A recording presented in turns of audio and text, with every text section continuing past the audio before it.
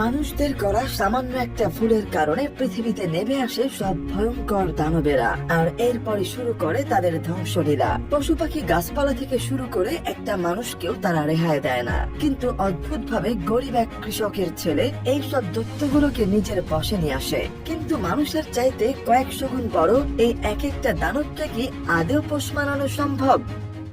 গল্পের শুরুতেই আমরা জ্যাক নামের একটা ছোট্ট ছেলেকে দেখতে পাই, যে বাস করত পৃথিবীর গহীন এক রাজ্যে। তার বাবা ছিল একজন কৃষক, আর তার কোনো ভাই বোন ছিল না। ছোটবেলা থেকে সে এক রূপকথার গল্প শুনতে এবং পড়তে অনেক পছন্দ করত, তাই জ্যাকের বাবা তাকে প্রায়ই এই গল্পগুলো পড়ে শোনাতো।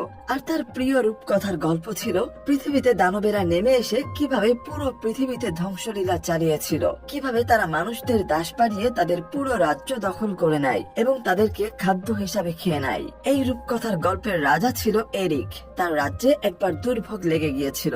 সেখানে হাঙ্গামা, অরাজকতা থেকে শুরু করে পুরো রাজ্যে নেমে এসেছিল অশান্তির এক কালো ছায়া। ওখানকার মানুষ ভাবছিল হয়তো সৃষ্টিকর্তার দয়া তাদের উপর থেকে চলে গিয়েছে, তাই ওখানকার কিছু সন্ন্যাসীরা সৃষ্টিকর্তার আনুগত্য পাওয়ার জন্য তার কাছে যাওয়ার চেষ্টা করছিল। তারা স্বর্গে যাওয়ার পথ তৈরি করার চেষ্টা করছিল, আর সেই জন্যই তারা সৃষ্টি করলো জাদুর একটা ব্রিজ। আসলে এক প্রকার জাদুর সিম থেকে এই ব্রিজ তৈরি হয়, আর ওই ব্রিজ থেকে এরপর তৈরি হলো বিশাল এক গাছ। আর ওই গাছ এতটাই লম্বা ছিল যে সেটা প্রায় আসমান পর্যন্তই চলে যায়। এরপর ওই গাছ পেয়ে যখন সন্ন্যাসীরা উপরে উঠলো, তারা দেখতে পায় ওখানে রয়েছে আরেকটা রাজ্য, মানে তাদের রাজ্য আর আসমানের মাঝে আরো একটা রাজ্য।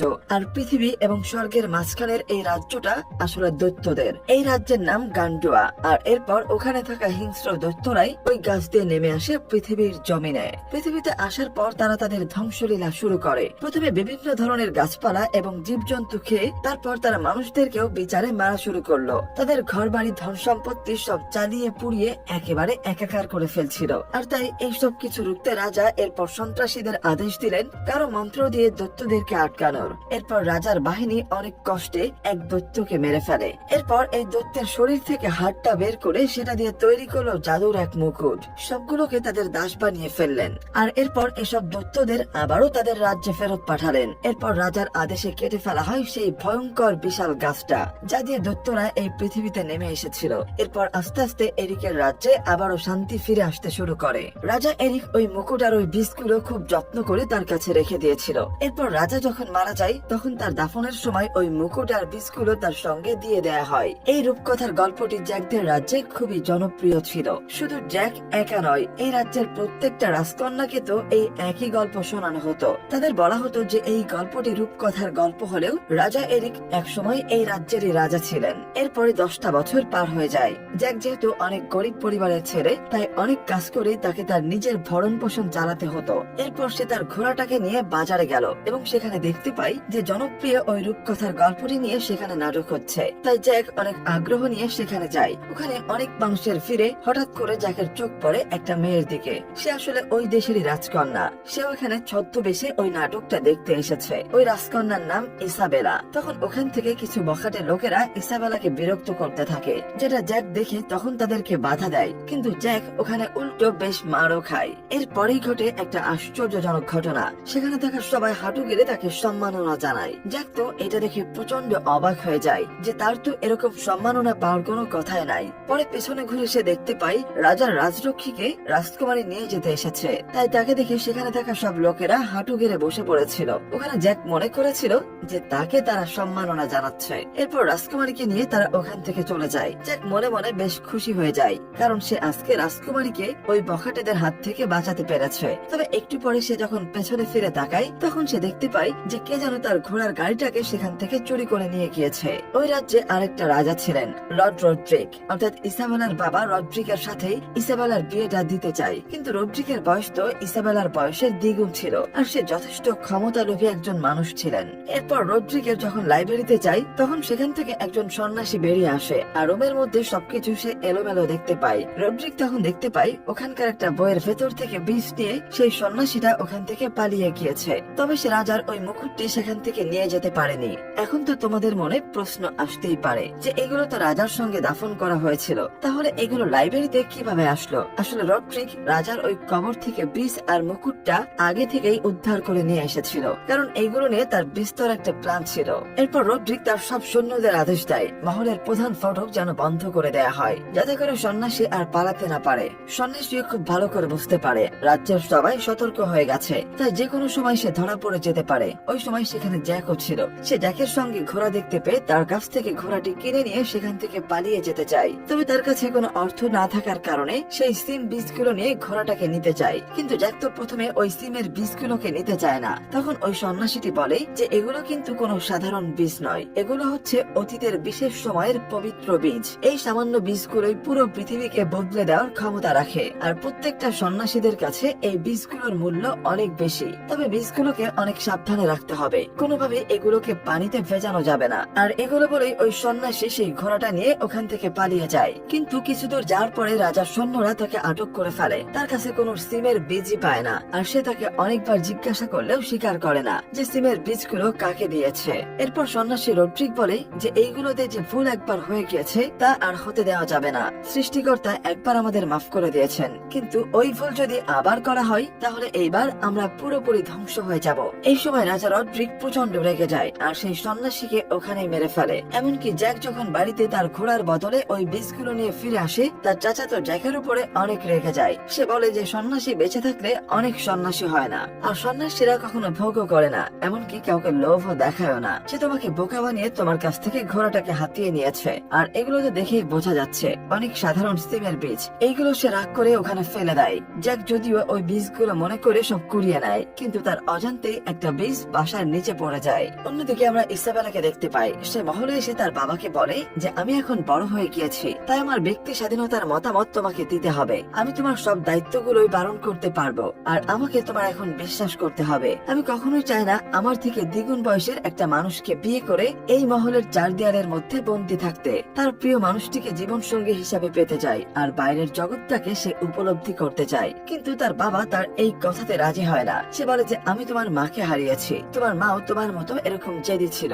আমি তোমাকে আর এভাবে হারাতে চাই না। তুমি এই মহলে নিরাপদ, আর তোমাকে ওকেই বিয়ে করতে হবে। বাবার মুখে এরকম না শোনার পরে তো ইসাবেলা ছদ্মবেশে ওই মহল থেকে বেরিয়ে যায়। এরপর ঘোড়া নিয়ে বৃষ্টির মধ্যে বেরিয়ে পড়ে, আর দূরে আলো দেখতে পেয়ে সে একটা বাড়ির মধ্যে প্রবেশ করে, আর এটা ছিল জ্যাকেরই বাড়ি। এরপর সে যখন ওই বাড়ির মধ্যে ঢোকে তখন তো জ্যাক আর ইসাবেলা একে অপরকে দেখে চিনে ফেলে। জ্যাক তখন তাকে মাথা নিচু করে সম্মান দেখায় আর জিজ্ঞাসা করে যে আপনি রাজপ্রাসাদ থেকে এত দূরে কেন এসেছেন। ইসাবেলা তখন বলে যে আরে আমি তো প্রায় এটা করি, কারণ আমি আমার লাইফে অ্যাডভেঞ্চার অনেক পছন্দ করি। তাই এই কথার মাঝখানে দেখা যায় যে বৃষ্টির পানি বাসার নিচ পর্যন্ত পৌঁছে যায়, আর ওখানেই তো ছিল সেই জাদুর সিমের বীজটা। এরপর জ্যাক ইসাবেলাকে তার ছোটবেলার গল্পের বইটি দিয়ে বলে এটা পড়লে হয়তোবা আপনি একটু অ্যাডভেঞ্চার পেতে পারেন। এই বইতে লেখা গল্পগুলো ইসাবেলার অনেক প্রিয়, কারণ ছোটবেলা থেকে সে আসলে ওই গল্পগুলো শুনেই বড় হয়েছে। তো বৃষ্টির পানি পেয়ে তো ওই বীজ থেকে গাছ বের হয়, সেটা আবার মুহূর্তের মধ্যে অনেক বড় হয়ে যায়, আর গাছের সাথে সাথে বাড়িটাও আকাশের দিকে উঠতে থাকে। কিন্তু বাড়ির মধ্যে তখন আটকা পড়েছিল তো রাজকুমারী ইসাবেলা। প্রথমত কোনো মতে ওই বাড়িতে উঠে গিয়েছিল, কিন্তু পরে আবার স্লিপ করে ওই গাছ থেকে অনেকটা নিচে পড়ে যায়। এরপর দিন সকালবেলায় রাজা তার সব সৈন্যদেরকে নিয়ে ওখানে আসে, আর দেখতে পায় যে জ্যাক একা সেখানে পড়ে আছে, আর বিশাল আকৃতির চেম্বার দূর আকাশে চলে গিয়েছে। তখন রাজা জ্যাককে জিজ্ঞাসা করে রাজকুমারী কোথায়, সত্যি করে বলো। তখন জ্যাক বলে যে রাজকুমারী ওই বাড়িটার সাথে দূরের আকাশে চলে গিয়েছে। এরপর রাজা রাজকুমারীকে সেখান থেকে যে কোনো মূল্যেই ফিরিয়ে নিয়ে আসার আদেশ দেয়। এরপর ইসাবেলাকে আনতে রাজা রড্রিক, সেনাপতি অ্যালবন, তাদের কিছু সেনাপতি, এমনকি জ্যাকও উপরে যায়। রড্রিক আসলে এখানে রাজকুমারীকে বাঁচানোর জন্য নয়, সে যেতে চায় তার বিশেষ একটা উদ্দেশ্য হাসিল করতে। আর জ্যাকের ইচ্ছা ছিল রাজকুমারীকে বাঁচিয়ে ফিরিয়ে এনে তার মন জয় করার। এরপরে যখন তারা সবাই ওই গাছে উঠে শুরু করে তখন মাঝপথে রাজার কিছু সৈন্য ওই গাছের ডাল থেকে ছিটকে নিচে পড়ে যায়, কিন্তু রড্রিক এখন তাদেরকে না বাঁচিয়ে মেরে ফেলার আদেশ দেয়। রড্রিক শুধু লোভী নয়, সে প্রচুর পাশবিকও ছিল। এরপর অনেক বাধা বিপত্তি পেরিয়ে মাত্র অল্প কয়েকজনে সর্বোচ্চ উঁচুতে গিয়ে পৌঁছায়। তাদের মধ্যে ছিল জ্যাক এবং রড্রিক এবং তার সেনাপতি আর তাদের অল্প কিছু সৈন্য। তারা সবাই উপরে এসে তো পুরো অবাক হয়ে যায়, কারণ সেখানে অন্য একটা জগৎ, মানে বলা যেতে পারে পৃথিবী আর স্বর্গের মাঝের জগৎ। আর এটা তাদের রূপকথার গল্পের সঙ্গে হুবহু মিলে যায়, আর এর থেকে বোঝা যায় যে গল্পগুলো সত্যি ছিল। তারা এখানে এসে জ্যাকের বাসাটাও খুঁজে পায়, কিন্তু সেখানে ইসাবেলা ছিল না। তাই তারা ধারণা করে যে হয়তো সে ওই জায়গার মধ্যে চলে গিয়েছে, কারণ সে তো অ্যাডভেঞ্চার অনেক পছন্দ করে। এরপর রড্রিক সেখানে জ্যাককে থামিয়ে দেয়, আর তার কাছ থেকে সে জাদুর বীজগুলো নিয়ে নেয় এবং এবার তাকে হুমকি দেয় সে যেন এই সম্পর্কে কাউকে কিছু না বলে, না হলে তার পরিণতি একদম ভালো হবে না। তো জ্যাক রড্রিককে সব বীজগুলো দিয়ে একটা বীজ কৌশলে তার নিজের কাছে রেখে দেয়। আর এরপর জ্যাক ইসাবেলাকে খুঁজতে শুরু করে। সে পথে ইসাবেলা রেখে দেয়া বিভিন্ন চিহ্ন দেখে বুঝতে পারে ইসাবেলা হয়তো এদিকে গিয়েছে। এরপর ইসাবেলাকে যে বইটি দিয়েছিল সেটা ওখানে খুঁজে পায়। তাই সে সবাইকে বলে যে ইসাবেলা এখানেই আছে, সে বেঁচেও আছে, তবে তাকে হয়তো বড় কোনো কিছু তুলে নিয়ে গিয়েছে, কেননা এখানের আশেপাশে সব গাছপালাগুলোই ভাঙা, তার মানে এখানে কোনো বড় কিছু একটা এসেছে। এদিকে সারাদিন কিছু না খেয়ে তো জ্যাক সহ সবারই প্রচন্ড ক্ষুধা লেগে যায়। তাই খাবারের সন্ধানে কিছু দূর এগোতেই তারা দেখতে পায় সেখানে একটা পুকুরের কাছে কিছু ভেড়া পানি খাচ্ছিল। তাদের একটাকে ধরতে গিয়ে সে একটা শূন্য ফাঁদে পড়ে যায়, মানে ওখানে আগে থেকেই একটা জাল পাতা ছিল। তবে কোনো মতেই তারা সেই জালটা কেটে বেরিয়ে পড়ে, কিন্তু ঠিক তখন কোন একটা কিছুর জোরে জোরে পা ফেলার আওয়াজ পাওয়া যায়। তাই ভয় পেয়ে তারা সবাই পালিয়ে পড়ে। আর জ্যাক তখন জলের মধ্যে বেশি দেখতে পায় যে অনেক বিশাল আকৃতির একটা দানব সেখানে এসে একটা ভেড়াকে আস্ত গিলে খেয়ে ফেললো। এরপর মানুষের ঘ্রাণ পেয়ে সেই দৈত্যটি সেনাপতি আর তাদের এক সৈন্যকেও ধরে উপরে উঠিয়ে নিল, আর তাদের সঙ্গে করে দানবটা সেখান থেকে নিয়ে যায়। তবে পানিতে ডুবে থাকার কারণে জ্যাক এই যাত্রায় বেঁচে যায়।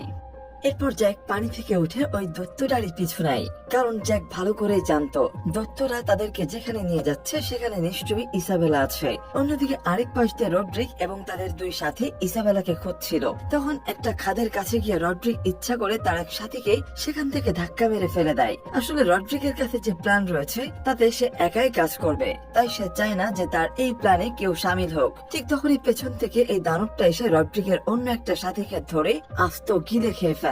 তখন সেখানে নিচ থেকে আরেকটি দৈত্য উঠে আসে। তবে সে এই দৈত্যটির ধরার আগেই রড্রিক সেই জাদুর মুকুটটি তার দিকে ধরে, যার কারণে সেই দানব দুটো তখনই তার দাস হয়ে যায়। এদিকে জ্যাক তো সেই আগের দৈত্যটির পেছনে একটা গুহার মধ্যে প্রবেশ করে, আর ইসাবেলাকে ওখানে বন্দী করে রাখা হয়েছে। তখন সেখানে একটা দৈত্য ইসাবেলাকে বলে, রাজকুমারী, তোমার শরীরে তো রাজা এরিকের রক্ত, আমরা এখনো তার রক্তের ঘ্রাণ ভুলতে পারিনি, অবশেষে আমরা তার রক্তের ঘ্রাণ আবারও নিতে পারবো। এরপরে ওই দুই মাথাওয়ালা দানবটা ইসাবেলাকে দেখিয়ে সব দৈত্যদেরকে বলে যে আমাদেরকে দাস বানিয়ে যে উপরে পাঠিয়েছিল তাদের এই রাজকন্যাকে আমরা আজকে আমাদের কবজায় পেয়েছি, আর তাকে খেয়ে আমরা আমাদের প্রতিশোধটা পূরণ করব, আর এত বছরের আক্ষেপও মেটাতে পারবো। এইবার ওখানে আরেকটা দানব সেই সেনাপতি আরেকটা সৈন্যকে সেখানে নিয়ে আসে। এরপর সেনাপতির সাথে যে সৈন্যটি ছিল তাকে দৈত্যরা ধরে জিজ্ঞাসা করে যে এই তোমরা এখানে কিভাবে আসলে, পৃথিবীতে নামো, আর ওই পথটি আসলে কোথায়? কিন্তু ওই সৈন্যটি তাকে কিছুই বলে না, উল্টো তাকে মুখ ভেঙচে দেয়, যার কারণে দানবটির আগে তাকে এখান থেকে ঘাড় মুটকিয়ে মেরে ফেলে। এরপর এখানে রড্রিক চলে আসে, আর মুকুট সহ রড্রিককে দেখে তো সব দৈত্যরা সেখানে হাঁটু গেড়ে বসে পড়ে। এরপর দুই মাথাওয়ালা ওই দৈত্যদের লিডারের উপর পা রেখে রড্রিক দৈত্যদের সিংহাসনে গিয়ে বসে। রড্রিক এরপর দৈত্যদের আদেশ দেয় যে আমরা কালকে পৃথিবীর জমিনে যাব, আর এক এক করে সেখানকার সবকিছু দখল করে নেব। সে তাদেরকে বলে যে এখনই ঠিক সময়, তোমরা যুদ্ধের প্রস্তুতি নাও। আর এটা শুনে তো প্রত্যেকটা দানব অনেক খুশি হয়ে যায়, কারণ তারাও তো ঠিক এই জিনিসটাই চায়। আর এইসব কথা শুনে তো ইসাবেলা আর জ্যাক ভালো করে বুঝতে পারে যে রড্রিক কেমন প্রকৃতির মানুষ। সে শুধুমাত্র তার লোভ আর ক্ষমতার জন্য পুরো মানব জাতির ক্ষতি করতে চাচ্ছে। এরপর ইসাবেলাকে ধরে রান্নাঘরে নিয়ে যাওয়া হয় এবং এক দৈত্য তাদেরকে ধরে রান্নার ব্যবস্থা করছিল। আওয়াজ শুনে তো জ্যাক সেখানে চলে আসে। দৈত্যটি অ্যালমন্ডকে একটা রুটির মধ্যে পেঁচিয়ে প্যাক করার জন্য তাদের সেই বড় চুল্লির মধ্যে ঢুকিয়ে দেয়। এরপর যখন সে ইসাবেলাকে ধরে কাটতে যাবে তখন জ্যাক ওখানে তাকে একটা বড় ছুরি দৈত্যের পিঠের মধ্যে ঢুকিয়ে দেয়, যার কারণে দৈত্যটা সেখানেই মারা যায়। এরপরে জ্যাক তখনই ইসাবেলাকে নিয়ে সেখান থেকে কোনো মতে পালিয়ে যায়। অন্যদিকে তো পৃথিবীর রাজারা সেখানে তাঁবু ঘিরে তাদের সবার জন্য অপেক্ষা করছিল, কিন্তু অনেকটা সময় পার হয়ে যাওয়াতে তারা বেশ টেনশন করছিল যে গাছটাকে এভাবে রাখা ঠিক হবে কিনা, কেননা যদি এই গাছ সত্যি হয়ে থাকে তাহলে যে রূপকথার গল্প তারা এতদিন ধরে শুনে এসেছে দৈত্যদের নিয়ে সেটাও সত্যি হতে পারে। আর যদি সত্যি হয় তাহলে তো তারা ওই গাছ বেয়ে নিচে নেমে আসবে, আবারও সবকিছু ধ্বংস করে ফেলবে। এদিকে রড্রিক জেনে যায় যে ইসাবেলারা সেখান থেকে পালিয়ে গিয়েছে। ওরা যদি একবার রড্রিকের আগে থেকে নিচে নেমে যায় তাহলে সবাই রড্রিকের প্ল্যান সম্বন্ধে জেনে যাবে, আর গাছটি তারা সঙ্গে সঙ্গে কেটে ফেলবে, যার ফলে রড্রিক আর পৃথিবীতে যেতে পারবে না।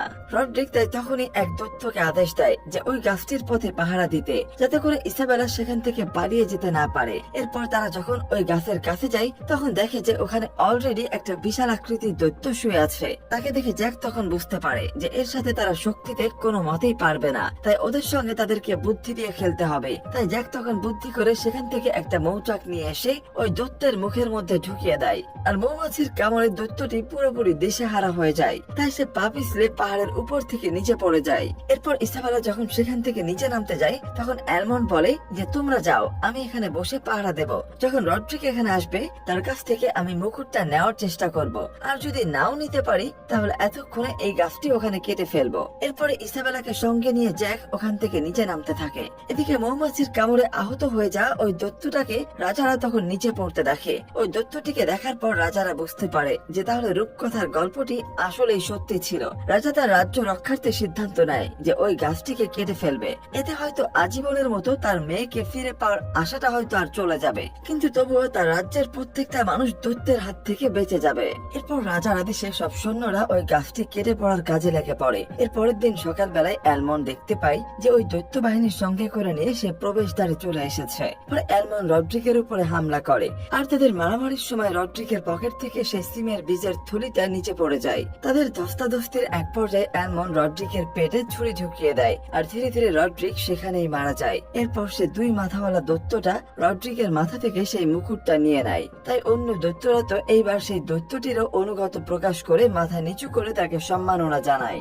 এদিকে নিচে রাজারা তো সৈন্যদের তো ওই গাছটি কাটাতে সক্ষম হয়, আর এটা জ্যাক আর ইসাবেলা বুঝতে পেরে তো ওই গাছটিকে জড়িয়ে ধরে অন্যদিকে অ্যালমন্ডও ওই গাছের উপর ঝাঁপিয়ে পড়ে। পরে গাছটির নিচে পড়ার সঙ্গে সঙ্গেই তারা সবাই ওই গাছের সঙ্গে নিচে এসে পড়ে। এতদিন পর রাজা তার মেয়েকে দেখেই তো আগে জড়িয়ে ধরে। এরপর জ্যাককেও সবাই সেখানে অনেক ধন্যবাদ জানায় ইসাবেলাকে উদ্ধার করে নিয়ে আসার জন্য। এদিকে সে দুই মাথাওয়ালা দৈত্যদের লিডার তো গাছটাকে কেটে ফেলার জন্য অনেক রাগ হয়ে যায়। তবে ঠিক তখনই সেখানে ওই সিমের বীজের থলেটা যেটা দেখতে পাই সেটা রড্রিকের পকেট থেকে পড়ে গিয়েছিল। এরপর সেখান থেকে বিষ নিয়ে এসে তখন ওটা পানিতে ফেলে দেয়। এর সঙ্গে সঙ্গে তো পানির ভেতর থেকে বিশাল আকৃতির 5টা গাছ বেরিয়ে আসে, আর ওই গাছগুলো বেয়ে তখন সব দৈত্যরা নিচে নামতে শুরু করে। তখন নিচে থাকা জ্যাক তার কাছে থাকা ওই একটি সিম বীজ দেখছিল।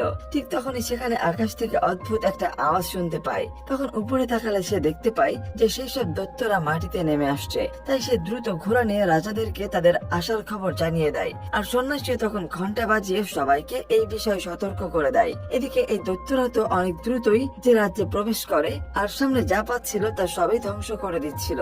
এমনকি সামনে যে সৈন্যকে পাচ্ছিল তাদের আস্ত গিলেই খেয়ে ফেলছিল।